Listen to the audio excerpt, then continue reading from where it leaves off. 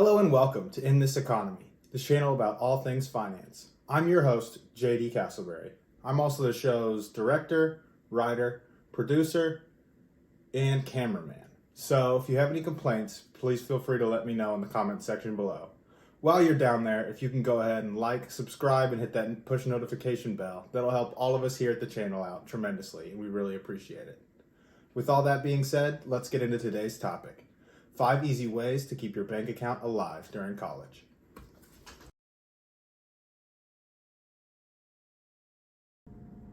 Now, I'm sure you're wondering, why should you trust me, a complete stranger talking to you through the internet? Well, allow me to tell you a bit about myself. I graduated from the University of Louisville in May of 2022 with a degree in industrial engineering. Due to COVID and frankly poor study habits, it took me 5 years to finish school. During those 5 years, I was in a fraternity, went on multiple spring break trips, and lived on campus for all 5 years. Even with all these expenses, I graduated with only $7,000 in student loan debt. This debt could also be paid off at any time, but I'm waiting to see what the government does in regards to student loan cancellation, as are many of you, I'm sure. In addition, my girlfriend and I were able to purchase a 3-bed, 1-bath home right in the neighborhood that we were looking for, and were able to renovate it to our liking.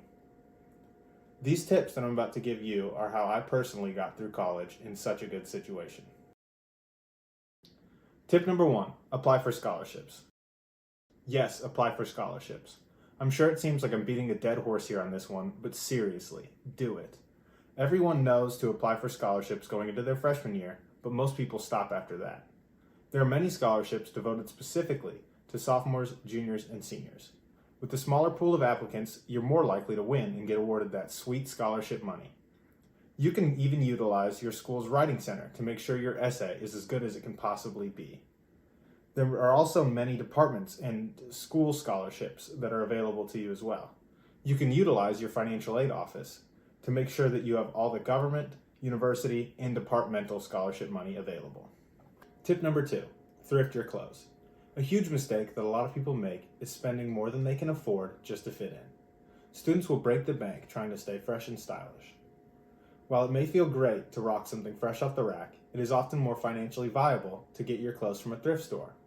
It's entirely possible to get an entire outfit for the cost of one new name brand shirt. With the way that style is headed nowadays, vintage clothes are entirely on the rise.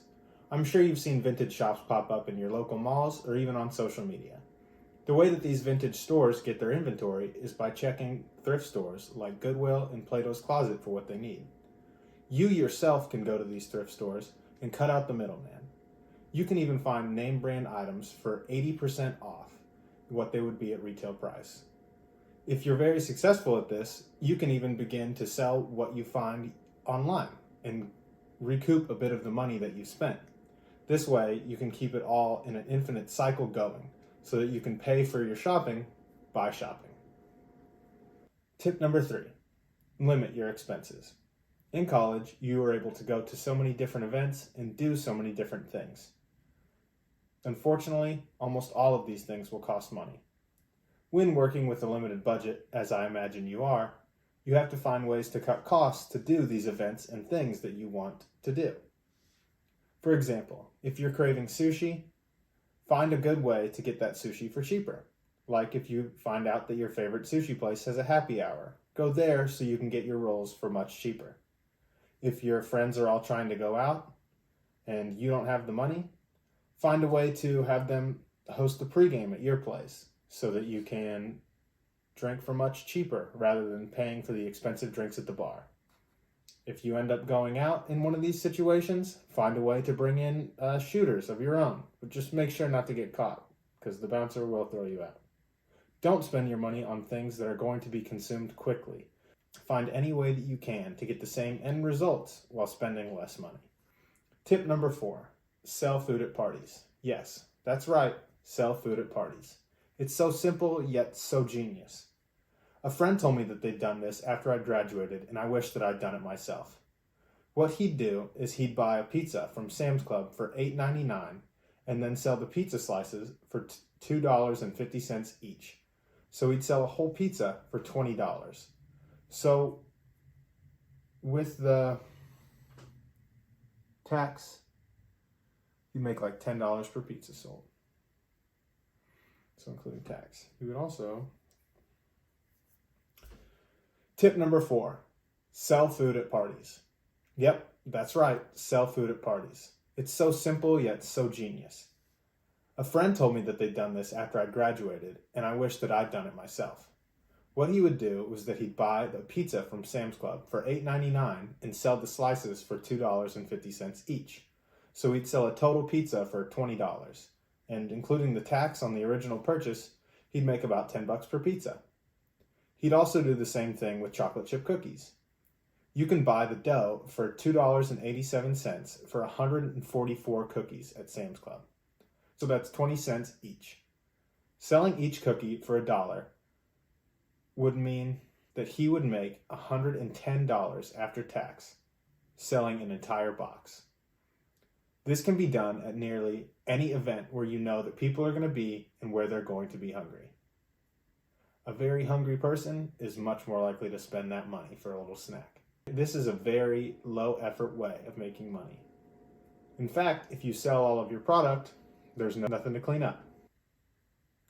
Tip number 5, get a paid internship or co-op. I can already hear you now. Oh yeah, sure, get a job, duh, great idea. Well, actually, there's a little more to it than that. So my program had 3 semesters of co-op written into the curriculum. This meant that I had a little over a year of work experience by the time that I'd graduated. And I made $18 an hour while I was in school.